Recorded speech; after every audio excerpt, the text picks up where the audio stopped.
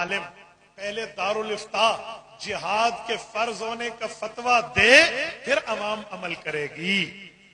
میں اپنے تمام پیٹی بند بھائی علماء کرام کو کہتا ہوں، ان مفتیان کرام کو دست بستہ گزارش کرتا ہوں جن کا فتویٰ اس ملک کے طول و عرض میں مانا جاتا ہے اور جن کے دارالفتاء کو پوری ملک میں اتھینٹک مانا جاتا ہے، میں ان کی خدمت میں درخواست کرتا ہوں، کھولیے اللہ کا قرآن، کھولیے حضور کا فرمان، کھولیے کتب فقہ، کھولیے کتاب فتاوی کی اور اس میں دیکھیں اگر جہاد فرض عین ہونے کی شرائط بیت المقدس پہ حملہ آور ہونے کے بعد فلسطینیوں پہ حملہ آور ہونے کے بعد بھی پوری نہیں ہے تو بے شک فتویٰ نہ دیجیے.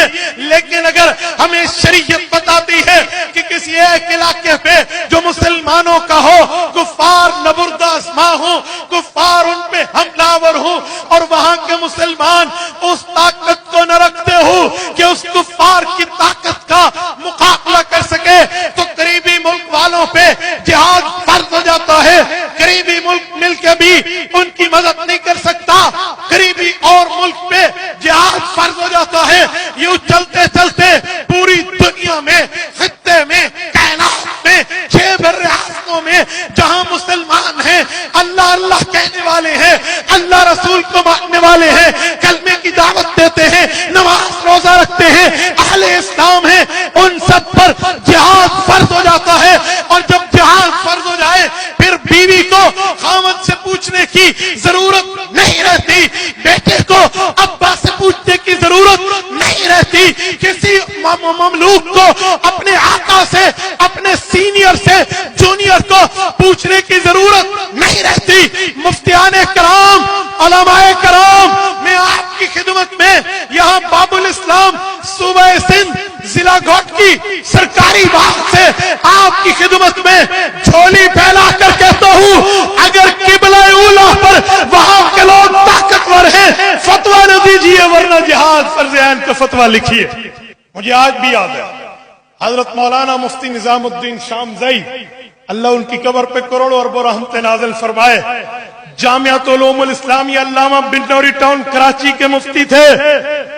2001 میں جب امریکہ نے دندناتے سورما ہاتھی کی طرح افغانستان کے مسلمانوں پر بمبارمنٹ کی تو انہوں نے امریکی فوجیوں کو حربی قرار دیا تھا اور یہ فتویٰ جہاد تھا. اب وقت ہے میرے مدارس، اب وقت ہے میرے مکاتب، اب وقت ہے ہمارے دارالفتاؤں میں بیٹھے ہوئے جید مفتیان کرام، علماء کرام اس مسئلے پر امت کی رہنمائی کریں. جب فتویٰ آئے گا پھر ہم حکومت کے گریبان تک بھی ہاتھ لائیں گے، پھر ہم بڑے بڑے ارباب اقتدار، ارباب اختیار تک بھی جائیں گے کہ اب دین کے لیے رہنمائی علماء نے کر دی ہے.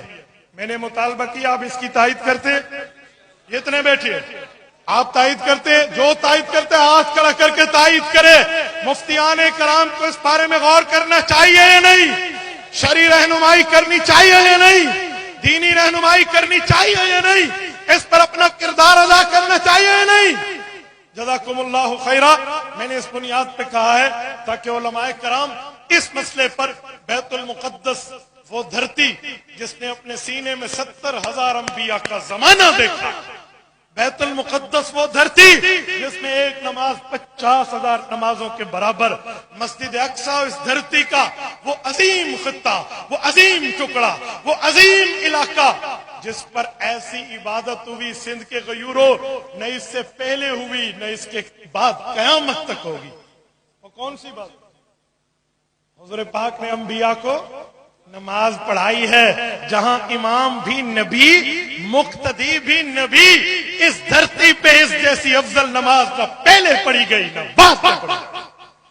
اگر اس سرزمین کے لیے بھی آج ہم نہیں نکلے، اللہ کرے میری بات جھوٹ ہو، اللہ کرے میرا خدشہ غلط ہو، اللہ کرے یہ وقت نہ آئے، پھر میں کہنے پہ مجبور ہوں کل ہم مکہ مدینہ کے لیے بھی یوں روتے پھریں. یاد رکھو اسرائیل نام کا ملک کوئی نہیں ہے. غیورو مسلمان نوجوانوں، آج میرا نوجوان سمجھتا ہے اسرائیل نام کا ملک ہے، ملک نہیں ہے. آپ کو پتہ ہے اسرائیل بنا کیسے؟ 1948 میں قائد اعظم محمد علی جناح بھی زندہ تشریف فرما تھے، یہ ان کے سامنے تھا، انہوں نے ایسے ایسے ناجائز بچہ قرار نہیں دیا. کیوں؟ اس وقت کیا ہوا تھا؟ جرمنی سے ہولوکاسٹ کے مارے ہوئے یہودیوں کو دھتکار کے نکالا گیا، اور جب یہ فلسطین میں آئے، یہاں آ کے کہا ہمیں کالونی دے دو، ہمارے اوپر زمین بیچو، ہم اپنا گھر بناتے ہیں، ہمیں رہنے دو.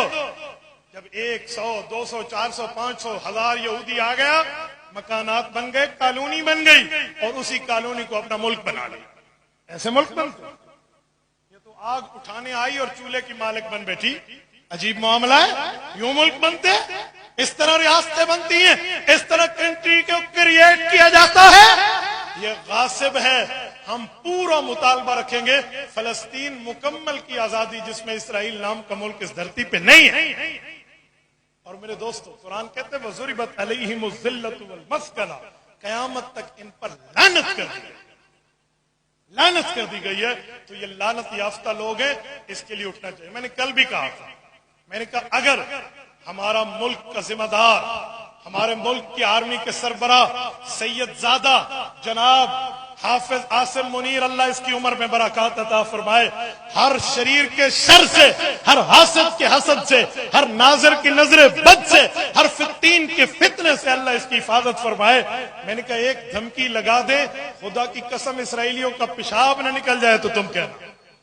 اور اگر ہماری فوج، اگر ہماری حکومت، اگر ہماری ارباب اقتدار، ارباب اختیار ایک بات یوں کر لے کہ جیسے امریکہ وہاں فوجیں اتار سکتا ہے، ہم بھی فوجیں اتار سکتے ہیں. میں یقین مانو آپ کی خدمت میں ایک جملہ کہتا ہوں، جس طرح تاریخ آج محمد بن قاسم کو، ٹیپو سلطان کو، نواب فتح حیدر کو، نواب حیدر علی خان کو، صلاح الدین ایوبی کو سلام پیش کرتی ہے، ان جرنیلوں کا نام بھی اسی لسٹ میں موجود ہو. آج سندھ کی دھرتی محمد بن قاسم کو سلام پیش کرتی ہے کہ سن 92 ہجری میں وہ دیبل، یعنی آج جس کو کراچی کہتے ہیں، اس واسطے سے راجہ دہر کا مقابلہ کر کے وہ عربی، وہ سقفی، وہ طائف کا شہزادہ یہاں آیا اور اس نے آ کر دین پھیلایا. اس ایک وجہ سے آج محمد بن قاسم کا نام روشن ہے. یہ ایک دھمکی لگا دے، خدا کی قسم اس لسٹ میں امت ان کو سلام پیش کرے.